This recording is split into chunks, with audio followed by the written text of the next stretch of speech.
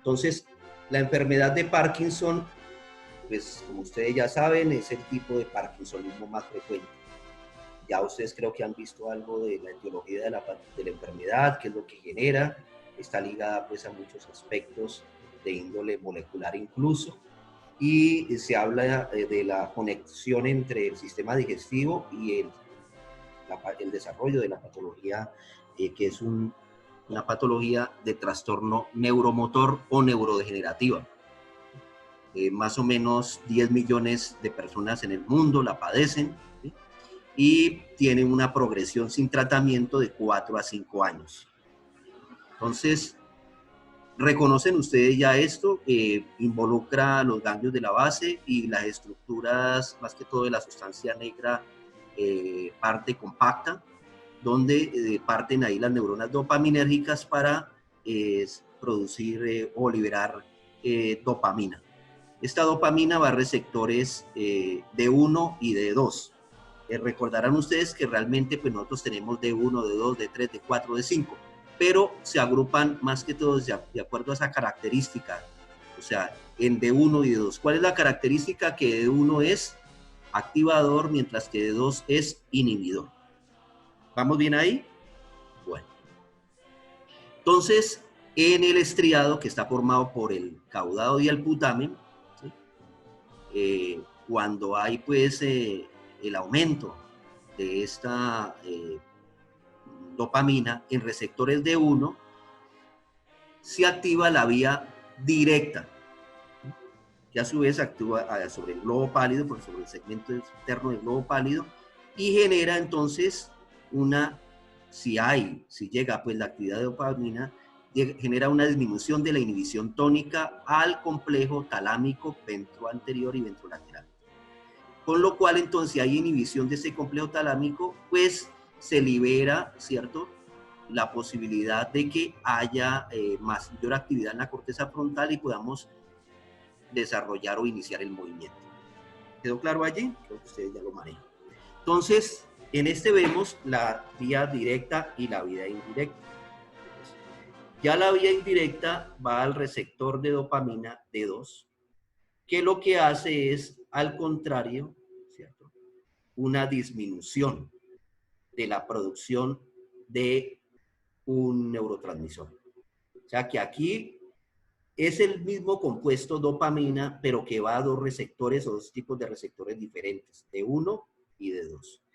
D1 va a generar más GABA, mientras que D2 va a generarnos menos GABA. ¿Me entienden allí o no? ¿Me siguen? Sí, profe. Sí, profe. Bueno, Sí, profe. ustedes ya lo vieron. Entonces, si genera menos GABA, pues voy a tener mayor acción del globo, del segmento externo del globo pálido, y este a su vez entonces me va a generar más GABA. Ojo, este ya no está tan inhibido para generar inhibición del segmento interno del globo pálido, de su segmento interno.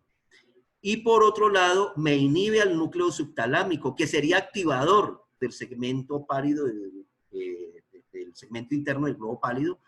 Por lo tanto, entonces, me disminuye también. Cuando tengo liberación de dopamina, me disminuye la inhibición tónica y tengo posibilidad de generar, entonces, el inicio del movimiento. ¿Vamos ahí? Entonces, ¿qué pasa cuando hay, por diversos factores, inclusiones de cuerpos de Lewy, sinucleína, bueno, en fin, disminución de la producción de dopamina por la sustancia negra, parte compacta? Entonces, pues, más que todo se ve afectado la vía indirecta. ¿Qué pasa si se ve afectada la vía indirecta? Obviamente las dos vías, por ejemplo, como esta vía de uno, y hay que comprender algo aquí. No es que sea que el receptor inhiba el ligando, que es la dopamina, inhiba al receptor D1 o inhiba al receptor D2 y por el contrario active el receptor D1. No, es el resultado de un proceso transduccional. Me explico. Los dos activan D1 y los dos activan D2. O sea, dopamina D1 y dopamina D2 es activadora. El problema es que en D1, en las células del putamen o del caudado, del estriado en general, entonces, si es D1, se genera mayor que. ¿Qué se genera? Usted ya lo sabe. Activación. Se genera mayor que liberación de qué hormona, qué neurotransmisor, perdón. GABA. GABA. Si estamos bien, esto no es lo que está ocurriendo aquí. Ahora, por el contrario, si estamos activando D2 con dopamina, ¿qué es lo usual que se generaría en la vía indirecta? Me sale GABA, pero en menos cantidad, ¿o qué? Otra vez. A ver. La dopamina actúa sobre receptores D1, D2, D3, D4, D5. Pero lo vamos a dividir en dos grandes grupos, D1 y D2. D1, cuando llega la misma dopamina, pero receptor D1, me produce GABA.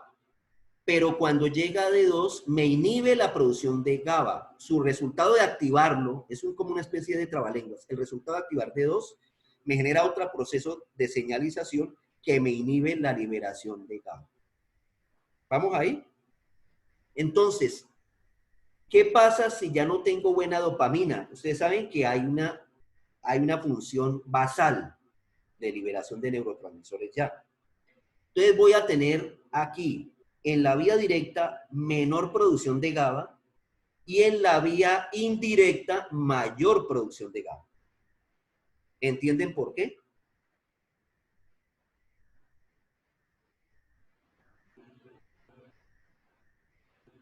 Profe, me perdí. Bueno.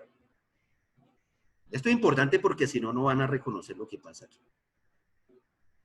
En condiciones normales, cuando vos vas a rascarte la nariz, estás planificando el movimiento, así de pronto no sea, pues digamos que no sea tan voluntario, te picó algo y pensaste, bueno, ahí sí me picó, pero me voy a rascar.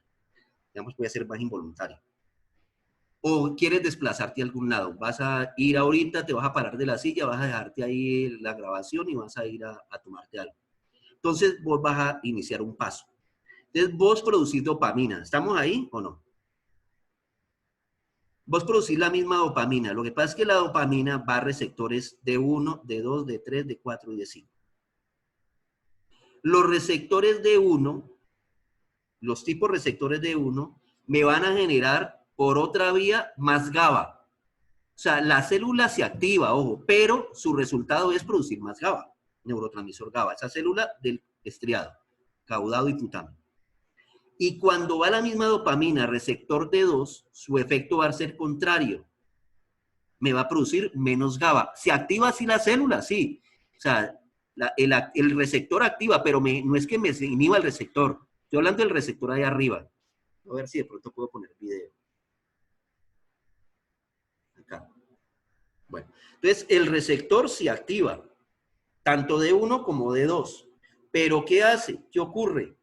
Que en el D2 lo que va a generar es que no se produzca GABA. Esa señal va a generar es una respuesta ya de la célula en sí inhibitoria, va a producir menos GABA. ¿Entendiste esa parte ahí? Sí, profe. Bueno, entonces vamos acá. ¿Ahí están viendo?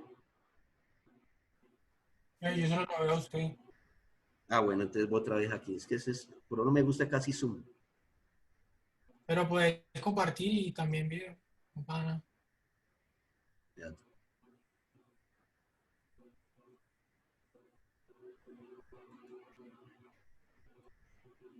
Listo. ¿Ahí? Sí, profe. Bueno, entonces,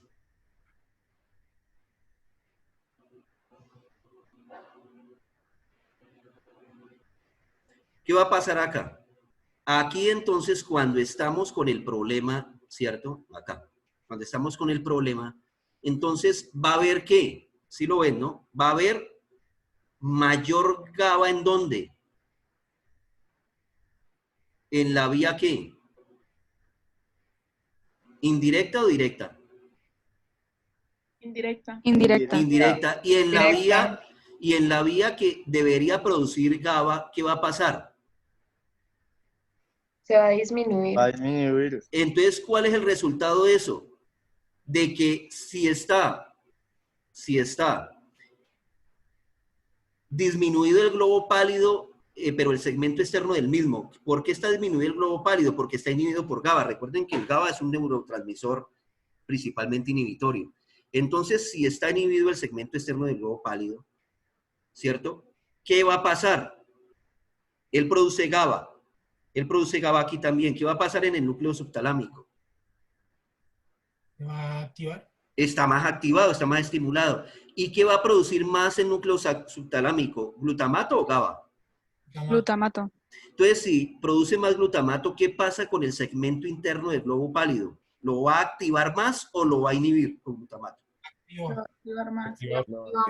Lo va a activar más y el segmento interno del globo pálido, ¿qué va a producir entonces más? GABA. GABA. ¿Y qué hace entonces al complejo talámico? Lo inhibe. Lo inhibe. Entonces me voy a rascar la nariz y voy a tener dificultades para iniciar el movimiento. Se llama rueda dentada, ¿sí? Y también un elemento importante es que en reposo, si ya tengo ojalá a mí no me dé eso, pues, alma bendita. Si tengo ya un progreso de la patología, en reposo voy a tener esto, ¿sí? Voy a tener esto en reposo, porque no tengo control de qué también, ojo, si yo tengo esto, como lo tengo acá, basal, voy a activar y con la otra voy a inhibir, o sea, tengo un control autonómico de la planificación motora por las vías extrapiramidales. Pero si yo no tengo eso, entonces en reposo voy a tener parálisis agitante. ¿Vamos ahí? Parálisis agitante. Cuando ya quiera dar el movimiento me va a costar mucho trabajo y puedo generar entonces a tener caídas, problemas motores que pueden llevar inclusive a problemas respiratorios y pueden llevar a la muerte en 5 o 6 años sin tratamiento farmacológico de otro tipo, ¿no? Porque hay otro tipo de tratamientos que no los vamos a explicar aquí. ¿Alguien de pronto lo puede mencionar? ¿Qué tipo de tratamientos? Inclusive antiguamente se hacía un tratamiento muy agresivo. Si alguien leyó sobre la patología, ya debe saber eso. ¿Alguien recuerda o ha leído al respecto? ¿Puedes repetir, profe? ¿Qué tipo de tratamientos no farmacológicos agresivos han llegado a hacer entonces para el tratamiento de este mal? Profe, hay una cirugía en la que se implantan una especie de como de electrodos. Eso es... Ese es más reciente, pero antiguamente era cirugía de retirar, mejor dicho, varias unidades, varios sectores de los ganglios. Muy complicado. Y lo que hablas también de los electrodos es una interesante opción. Y también aplicar electrodos directamente a nivel cortical. Entonces vamos a ver eso. Entonces, ¿logran ver el gráfico bien o no? Voy aquí. Sí, profe, se ve bien. Bueno, entonces, ¿qué pasa acá? La sustancia negra, ¿no? Entonces, ¿qué pasa aquí? Hay menos liberación de dopamina. ¿Sí? Si se libera dopamina, entonces en el caudado y el putamen, más que todo, ¿qué va a ocurrir? Después me van a decir ustedes qué vía es. ¿Va a haber qué? Menos GABA. O sea que eso va a ser activatorio a nivel basal porque hay menos GABA del globo pálido segmento externo. ¿Y qué va a hacer entonces? El segmento pálido externo va a producir más qué? Más GABA. GABA. Más GABA, ¿cierto? Y esa GABA entonces, ¿qué va a hacer? Va a inhibir al subtálamo. ¿Y qué va a pasar en el subtálamo? No libera glutamato al pálido interno. Y Entonces no lo excita y menos GABA. ¿Y qué va a pasar entonces con el tálamo? Se puede conectar más fácilmente con la corteza. ¿Y va a haber qué? ¿Movimiento o no? Un movimiento normal, sí. Bueno, ahora, ¿qué pasa acá? Deficiencia de dopamina. ¿Ok? ¿Qué pasa con la deficiencia de dopamina aquí? No se dejen confundir por el más y el menos. ¿Qué pasa aquí con la deficiencia de dopamina? ¿Puede activar para que se dé más GABA? No. ¿Bien? Si no hay dopamina, ¿qué va a pasar con el caudado y el potasio? ¿Qué produce? Mucha Más más GABA. No, Más GABA. Más GABA. ¿Qué va a pasar con el globo pálido segmento externo? Va a ser inhibido. Va a ser inhibido. Entonces va a producir más o menos GABA. Menos Menos. GABA. ¿Qué pasa con el núcleo subtalámico? Está liberado. ¿Produce qué? Más glutamato para inhibir al globo pálido interno. Y el glóbulo interno, entonces, más glutamato para inhibir al globo pálido interno. Ojo con el glutamato, ¿es excitatorio o inhibitorio? Excitatorio. Entonces, ¿qué va a pasar con el globo pálido segmento interno? Va a excitar al globo pálido interno. Y va a producir Con más qué. más GABA. Y al tálamo, ¿qué le va a hacer? Lo Va a inhibe. inhibir. Y eso me va a llevar entonces a dificultades para yo poder rascarme la nariz. Bueno, si tuviera ese problema, Alan. ¿Bien ahí? ¿Gracia positiva? Pues, ¿y aquí no se comparte ya o qué? ¿No queda grabado? Ah, no, pues también. Ah, sí, pues también como usted diga, yo se la mando allá. Dale. Bueno, entonces, hasta ahí bien, ¿cierto? Características, pues ya ustedes la han leído, creo. Sí, voy a quitar aquí este. Entonces, bradicinesia, movimientos no deseados, ¿sí? Lentos, como de rueda dentada.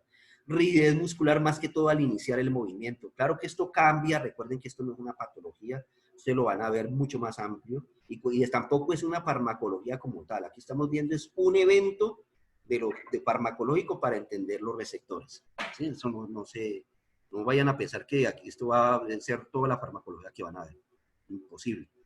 Temblor en reposo, alteración del equilibrio postural, problemas de equilibrio, pues obvio que hay pérdida de las neuronas dopaminérgicas y todo esto, pues lo que nos está diciendo son las diferentes causas probables de lo que genera esas neuronas dopaminérgicas, entre esas también a nivel digestivo. Están investigando a nivel digestivo, parece que hay algo que está ligando a nivel de las células enterocromafin con la posibilidad de desarrollar Parkinson. Y si no hay tratamiento, pues perdemos movimiento. Ya la persona no se puede valer por sí misma. Entonces, muy rápidamente que hay que terminar aquí. Esta clase es cortica, ¿no? Entonces vamos rápido.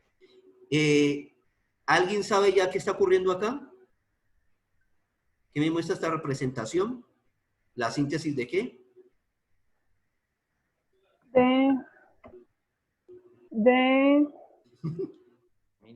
De dopamina. De dopamina, muy bien. Entonces, ¿la dopamina parte de quién? De De un la aminoácido. tirosina. Es una La no, tirosina. tirosina sin X, ¿no? Es un aminoácido. Entonces, la fenilalanina de los alimentos cárnicos en sí, el hígado la convierte en tiroxina. Recuerden los cambios de aminoácidos, ¿cierto? La transaminación. Y tenemos la tirosina y tenemos varias enzimas en las neuronas dopaminérgicas, por ejemplo, aunque la dopamina está a nivel también periférico, ¿no? No central siempre. De hecho, pues, si no tuviéramos epinefrina y norepinefrina. O sea que la dopamina es una ¿qué? Catecolamina. Ah, ya ganamos todo esto. Bueno, listo. Tirosina. Entonces, la tirosina, tenemos una enzima. Los que leyeron rápido, ¿qué era TH? ¿Qué enzima era? Tirosina hidroxilasa. La convierte en dopamina, pero tenemos, ¿cierto? En dopa. Carboxilasa. Y tenemos la Descarboxilasa. aromático amino descarboxilasa, ¿cierto? Que tenemos dopa y tenemos ya, ¿qué sería esta? La dopamina, ¿cierto? Obviamente sería un precursor dopa. ¿Sí? Entonces, la dopamina y a través de transportadores BAM2 entra la dopamina en las vesículas y es liberada dopamina. También la dopamina actúa sobre receptores acoplados a proteína. Z. G. Profe, G. G de gato. G, Aquí profe. tengo mi gatica aquí, aquí. Venga para acá, venga para las cámaras. Entonces acá. Entonces la dopamina tiene función de autorreceptor. Ella misma estimula a la neurona para liberar una dopamina. Tiene que ver también con sistemas de recompensa de muchos fármacos y medicamentos que utilizan a nivel recreativo y también lo que utilizan también como drogas antidepresivas. Después lo vamos a ver muy ligado ahí. Bueno, entonces la dopamina también se recaptura. Y miren que la dopamina se recaptura y se convierte por la, ¿qué será esto? Enzimas. ¿Y la MAO? ¿Qué será la MAO? Monoamina Monoamina oxidasa, ¿no? Oxidasa, ¿cierto? Y la aldehído-deshidrogenasa también, ¿cierto? Y la COM, ¿qué será COM? Un nombre largo, catecol. Catecol o metiltransferasa. Transferasa. Muy bien, bendito sea el Señor, no se perdió la platica. Y de esto nos produce entonces otro metabolito. ¿Cuál será este? HVA. Ácido. A ver. ¿Nada?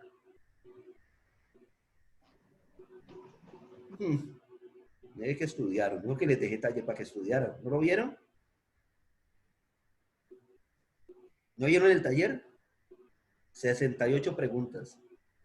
Bueno. Ahorita lo vamos a mirar. Entonces miren aquí que la dopamina va a receptores D1 o D2 y da la respuesta efectora. Y allí también en la célula postsináptica pues vamos a tener la COM, ¿sí?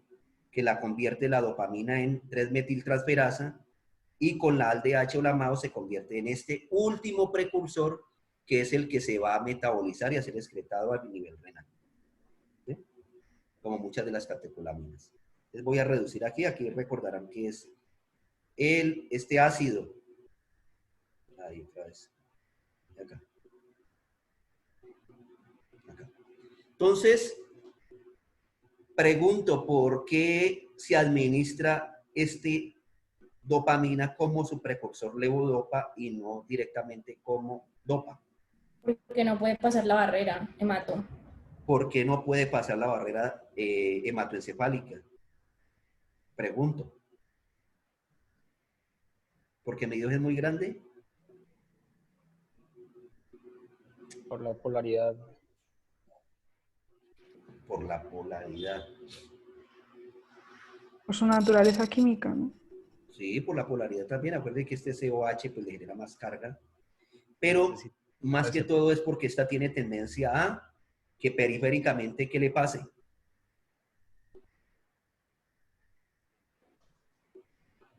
Se metabolicen ¿qué? La dopamina, bueno, si la administramos directamente, ¿qué pasaría con la dopamina? ¿Se convierte en qué? ¿Se convierte por la MAO y la ALDH en qué? En norepinefrina, ¿no? No, por MAO y ALDH. En ácido de hidroxifenilacético. Y por la COM se convierte en ácido 3-metoxihidroxifenilacético ácido. Un nombre más cortico, a ver, imposible que no lo han averiguado. Empieza por H y termina por A. Tiene una V. ¿Qué ácido? Homovanílico, creo. Homovanílico, muy bien. Ahora, ¿qué problema tiene la dopamina? Si le administramos dopamina a la persona, entonces todas estas enzimas actúan y la metabolizan rápidamente. ¿Tuvieran qué? ¿Cómo se llama esta enzima? Perdón, Bien. cierren allá los micrófonos. Sí.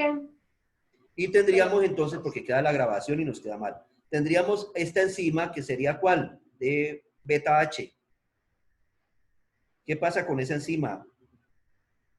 ¿La convierte en qué? En noradrenalina. En noradrenalina. Y también a nivel de las células cromapin. ¿En dónde estarían las células cromapin? A nivel de la glándula suprarrenal. O suprarrenales. Se convierten en adrenalina. ¿Y eso qué efecto tendría en el corazón? Aunque ustedes no han llegado todavía allá, pero sí están viendo sistema nervioso. ¿Qué pasaría con la noradrenalina y adrenalina? Lo vimos en clase pasada. Célula. Aumenta la contracción.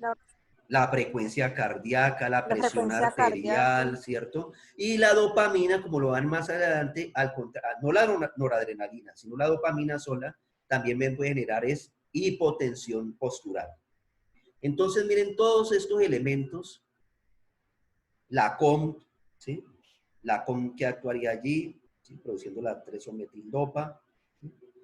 De la dopamina sería 3-metoxitiramina, y aquí el ácido homovanílico. Todos son metabolitos. Entonces, por tanto, pues se requiere primero no administrar dopamina, sino administrarla con un precursor L-dopa. Entonces, ese levodopa, de todas formas, mire que se puede metabolizar. Entonces, para evitar su metabolización periférica, cuando se la administran por vía oral, de hecho, ya a nivel intestinal, vamos a tener estas enzimas, como la COM y la ADC principalmente, la ADC. Entonces, este aromático amino descarboxilasa, aún así yo me administren la L-dopa, me la administre la L-dopa sola, se me va a transformar en dopamina muy rápidamente, como de hecho ocurre a nivel intestinal. Y otra particularidad, ella ingresa a nivel intestinal, más que todo en el duodeno, después de pasar por el estómago, y ahí hay este tipo de enzimas que la pueden degradar. Y aún así, para que pase la L-dopa y sea absorbida, requiere transportadores de péptidos. Entonces, si la persona tiene una dieta rica en péptidos, también va a tener dificultades para absorber L-dopa. Pero si absorbe L-dopa, con esta enzima se convierte casi toda en sangre en dopamina, o sea que va a llegar muy poquito a nivel del sistema nervioso central, porque la L-dopa sí puede pasar. Entonces, ¿qué requiere? Administrarla con un compuesto llamado carbidopa. O sea que L-dopa se administra con carbidopa. Y así se protege la L-dopa de su metabolización y no se va a convertir en dopamina a nivel periférico. ¿Vamos allí? Entonces, también se puede utilizar L-dopa, no solamente con carbidopa, sino con otros compuestos como tolcapona e intacapona, para evitar más que todo su conversión periférica en COM, por la enzima catecolometiltransferasa, en 3-o-metildopa. Entonces, evitando esto, la L-dopa puede atravesar la barrera hematoencefálica y allí la dopa se va a convertir también en dopamina por acción del aromático descarboxilasa. Pero la idea es que llegue casi toda, ¿dónde? A las neuronas del estriado, ¿sí? Entonces, para que sea metabolizada a dopamina. Como no se requiere que sea metabolizada por otras neuronas, entonces es donde se utiliza otro tipo de compuestos que van a protegerla, selegilina y rasagilina. Para evitar que la MAO, hay MAO, monoamina oxidasa A y monoamina oxidasa B. Y a nivel, más que todo, del sistema nervioso central, la que predomina es la monoamina oxidasa B. Entonces, la seligilina y la rasagilina lo que van a evitar es que se disminuya, ¿cierto?, la L-dopa antes de que llegue a esas neuronas dopaminérgicas. Entonces, que son las que la van a metabolizar en dopamina. Entonces, evita y genera y evita que haya más tiempo dopamina, o sea, que haya aumento de su biodisponibilidad o su vida media. También se administra tolcapona, porque la entacapona no puede pasar la barrera hematoencefálica, para evitar que se degrade la dopamina por la COM, pero central, en 3-metil, ¿cierto? 3-MT o 3-metiltiroxietamina. Entonces, aquí tenemos todos estos compuestos que apoyan para permitir que la dopamina tenga mayor vida media. ¿Vamos ahí? ¿Qué diferencia tienen? Entonces, resumamos. L-dopa, se administra L-dopa primero para evitar que se metabolice rápidamente. Segundo, se administra con carbidopa principalmente los compuestos, la tableta, administración por vía oral, puede ser también de liberación prolongada en forma de parche subdérmico, ¿sí? Y se administra con carbidopa para evitar que actúe periféricamente el aromático aminodescarboxilasa, la aromática aminodescarboxilasa, y tengamos dopamina y no llegue al cerebro. Y también se administra en menor medida en tacapona y mucho en menor medida tolcapona para evitar que se convierta en con la periférica entre sometildopamina. Una vez la L-dopa pasa, pues la idea es también que llegue más que todo a donde debe llegar, al estriado, para que ejerza su acción sobre esos segmentos del globo pálido externo e interno, por la vía indirecta uno, por la vía indirecta al otro. Entonces, tenemos estos compuestos, selegilina y rasagilina, para mantener más la dopamina, ¿cierto? Allí. Y para evitar que la tolcapona, que la COM la degrade, entonces utilizamos la tolcapona. ¿Alguna duda allí? ¿Quedó claro?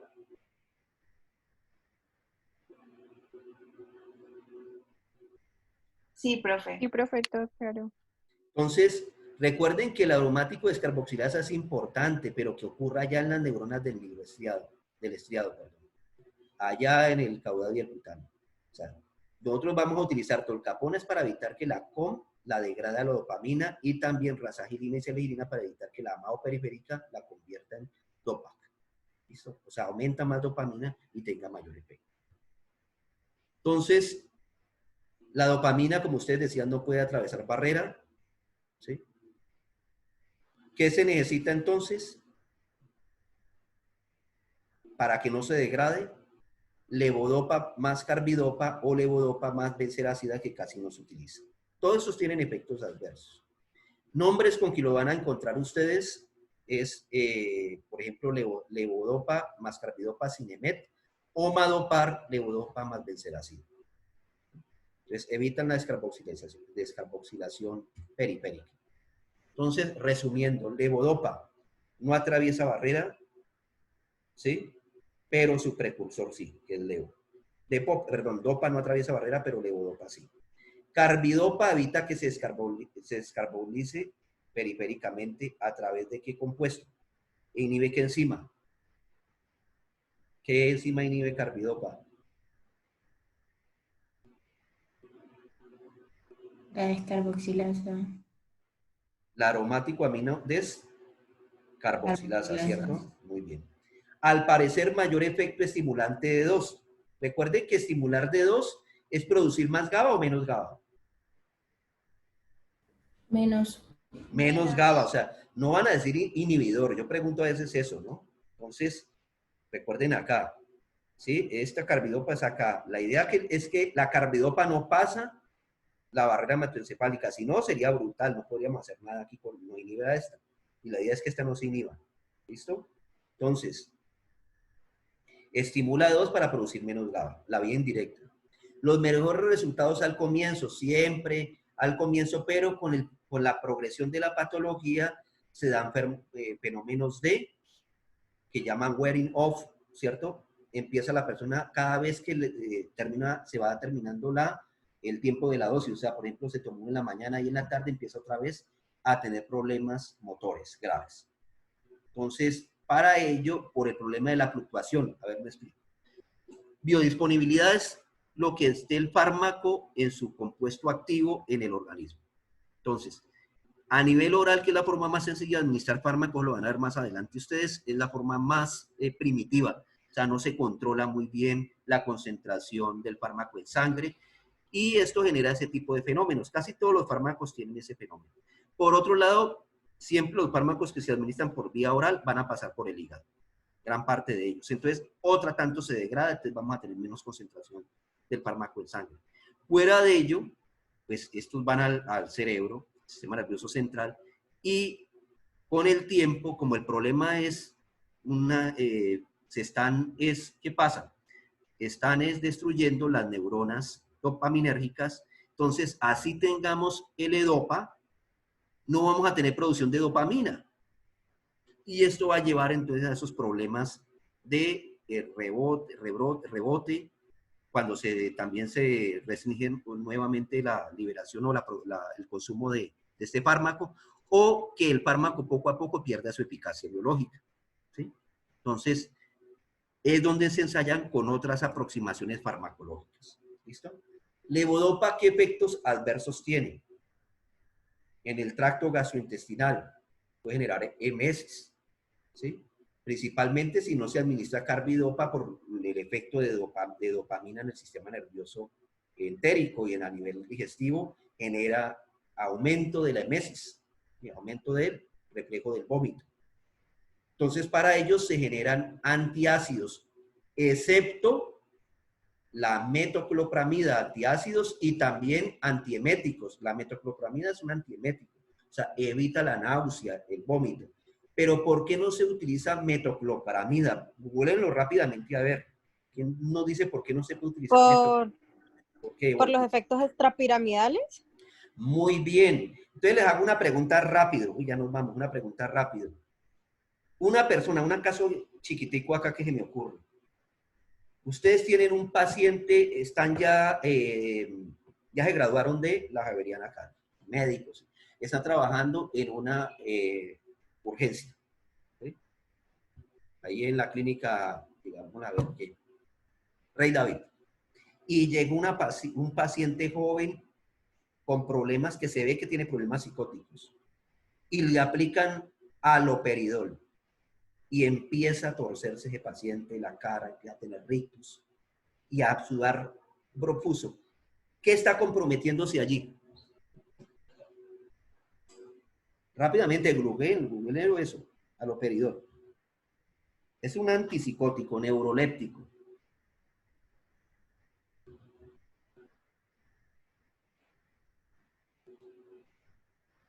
¿Qué está ocurriendo, pues? No. Ya van a ser las 5.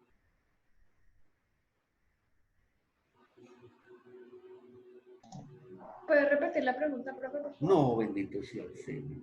Sí, profe. Profe, pues disminuye la excitación del cerebro, ¿no? La excitación del cerebro sí, pero ¿afecta la dopamina o no afecta la dopamina? Es un neuroléptico, el haloperidol. Se lo dieron porque ese paciente estaba muy inquieto y ustedes no lo podían atender. Recuerde que todo Pues paciente... disminuye la producción de dopamina. ¿Y qué va a pasar? La liberación. Exacto, ¿y qué va a pasar con nuestra extrapiramidal? ¿Qué va a generar? Si se le tuerce la cara, si hay movimientos involuntarios. Y fuera de eso hay pirosis y fuera de eso hay fiebre y sudoración.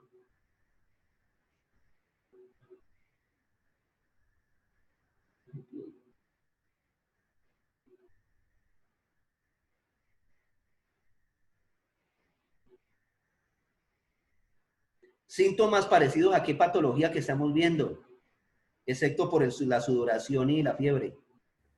Pues Parkinson. Parkinson. Entonces, la metoclopramida tiene un efecto también extrapiramidal. Y haloperidol tampoco se le puede administrar a un paciente que que tenga Parkinson, imposible. A nivel vascular, entonces, pues el problema sería mayor formación periférica de catecolaminas, aumentan la hipertensión arterial. Ustedes van a ver, por ahora no, pero extrasístoles es, como su nombre lo indica, contracciones por fuera de la señal eléctrica. Sístoles es contracción del músculo cardíaco, más que todo de los ventrículos, ¿sí? Entonces, extrasístoles uno siempre tiene que esperar que haya diástole y sístole. Diástole, sístole. Pero a veces no se está llenando de sangre el corazón y ya empieza a haber sístoles muy corticas, contracciones cortas. Entonces, también eso puede ser por efecto de la dopamina. Y todo esto se ha visto que disminuye con carbidopa. Y también el Parkinson, pues el Parkinson, aparte de los trastornos motores, puede generar también trastornos a nivel cognitivo, ¿sí? Puede generar problemas a nivel conductual. Entonces, también la dopamina genera agitación, la persona no puede dormir, ¿sí? Tiene ideas delirantes, paranoicas, ve cosas, alucina, ¿sí? Y pues aún se ha visto que con carbidopa este efecto se ve incrementado. Por eso hay que manejar las dosificaciones y utilizar otros esquemas farmacológicos. Eso se llaman así, esquemas, mirar el algoritmo y mirar esquemas farmacológicos alternativos.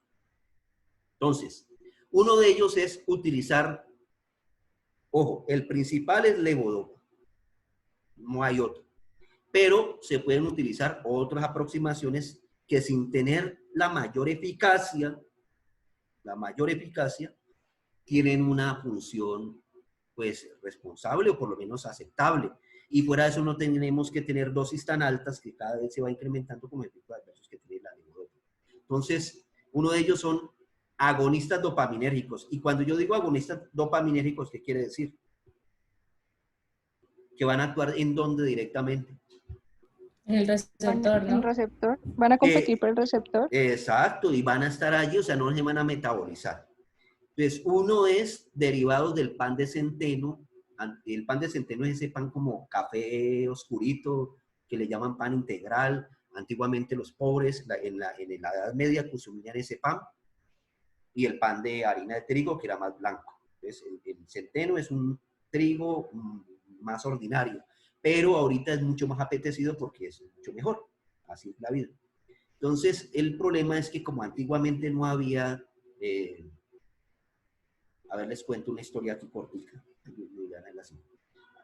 No había pues todos los mecanismos, los medios para almacenar el trigo. Pues el centeno le daba un hongo, ¿sí? Y ese hongo, ¿cierto? Cuando la persona lo consumía, pues le generaba este tipo de compuestos, bromocriptina y pergolida. Y eso activaba D2. ¿Y qué decimos que genera la dopamina? Que lo ponía uno a ver qué. ¿Qué le genera la dopamina a la gente? A ver. La levodopa y con carbidopa, ¿qué genera? ¿Qué efecto adverso a nivel cognitivo miramos? ¿Alucinaciones? Alucinaciones. Entonces la gente se ponía a alucinar y muchos los quemaban por brujas, las quemaban por hombres lobo, pensaban que estaban locos, pues porque la cealorrea baba también. Entonces, todo ese efecto, mire, histórico y eso, pues la gente consumiendo su pan de centeno. Y estos son entonces los derivados del cornezuelo, son bromocriptina y pergolida. Y los más nuevos son ropinirol, que son semisintéticos y sintéticos, y el pramipesol. Entonces, todos estos son agonistas dopaminérgicos, de receptor de dopamina. Bromocriptina y pergolida son más antiguos, son derivados del centeno. Los descubrieron, los aislaron de allí. Y el ropinirol y el pramipesol. ¿Qué efectos adversos? Bueno, aparte de que su eficacia biológica no es tan grande, pero sí ayudan a, cuando se dan los tiempos, las personas que llevan mucho tiempo consumiendo dopamina, entonces, levodopa, pues se le trata para disminuir esos efectos no. Entonces, efectos adversos en el tracto gastrointestinal, ¿cierto?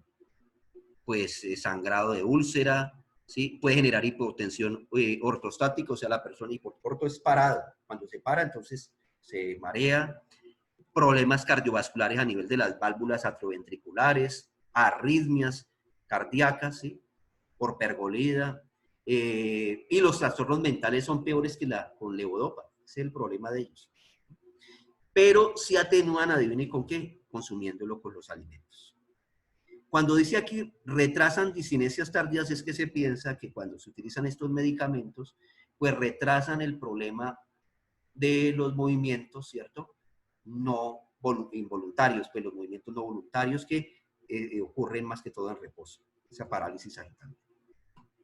Entonces ya vamos a terminar. Los otros son los inhibidores de la catecolometiltransferasa. ¿Cuáles eran los inhibidores?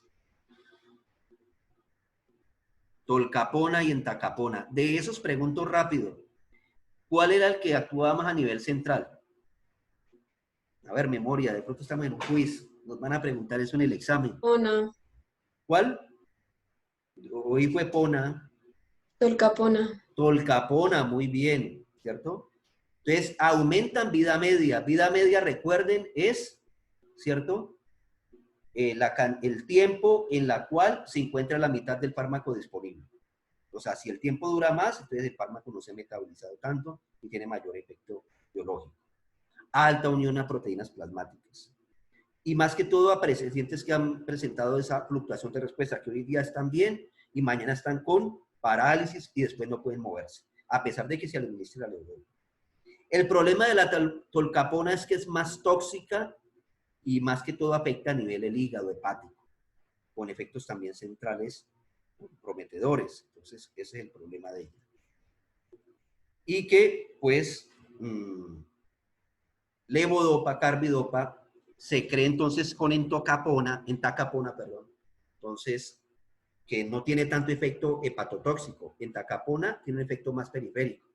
Puede también ayudar a retrasar la fluctuación de la respuesta por esas disinesias o acinesias, ya cuando no hay movimiento tardiente. Las disinesias, esos movimientos involuntarios, pues se ayudan a retrasar con entacapona.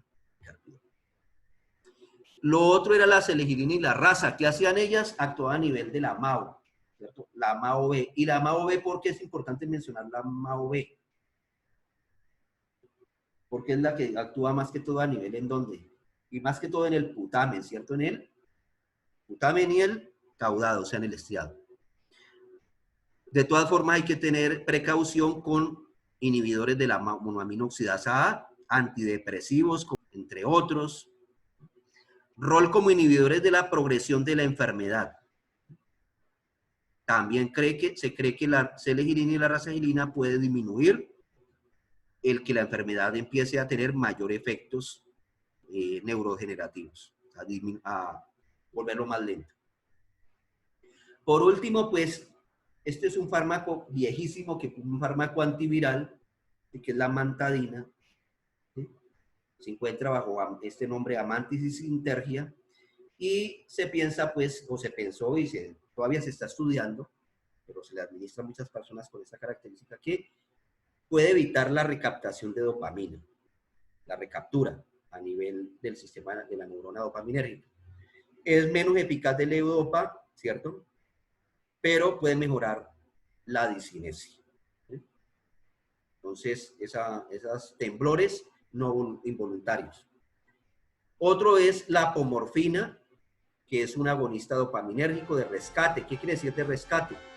Que cuando se han presentado esa fluctuación de respuesta por la administración continua y prolongada de levodopa, entonces él viene a disminuir las disinesias tardías, ¿sí? Entonces, puede generar vómitos, somnolencia, precordalgia, dolores a nivel, pues, en el corazón, ¿sí? Equimosis en sitio de inyección, y otros son antimuscarínicos, que no me voy a detener allí. Esos actúan a nivel del estriado. Recuerden que se libera acetilcolina, y la acetilcolina es importante, ¿sí? Porque me va a inhibir allí la liberación de dopamina, o que me actúe más bien dopamina allí. Entonces, por eso antimuscarínico yo tengo más tiempo la dopamina actuando a nivel del estriado. Uno de ellos es biperidenio, aquinetón, y triacilperidino, tartano. Entonces, aquí vemos, pues, como la explicación de la amantadina, ¿sí? A nivel viral. La amantadina, entonces, lo que hace es que mire que en el endosoma, pues, este es la ribonucleasa viral, que sirve para la replicación a nivel del núcleo de la célula. Entonces, la amantadina y la remantadina lo que hacen es bloquear los canales de hidrogeniones. Los canales de hidrogeniones permiten entonces que se libere la ribonucleasa. Entonces, cuando la amantadina bloquea, pues ya no hay liberación de ribonucleasa viral. Y este mecanismo es el que se piensa, como está muy bien estudiado, similar, pues no igual, él no actúa allí a nivel viral, ¿no? Sino que impide la recaptura de la dopamina a nivel de la neurona. Recuerden que la dopamina se recaptura. ¿Listo? Entre otros.